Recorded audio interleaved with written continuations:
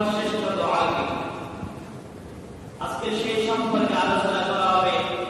কোরআনে বর্ণিত সর্বশ্রেষ্ঠ দোয়া এবং মানুষের জীবনের সর্বশ্রেষ্ঠ দোয়া, যে দোয়াটি নবী সাল্লাল্লাহু আলাইহি ওয়াসাল্লাম জীবনে সব সময় বেশিরভাগ করতেন। বলেন সুবহানাল্লাহ। সুবহানাল্লাহ।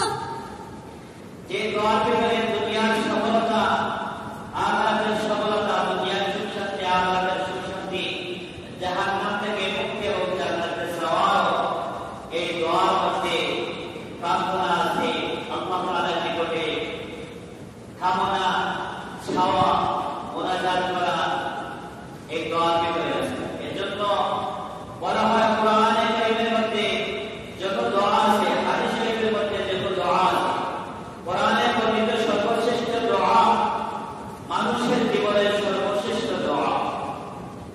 আল্লাহ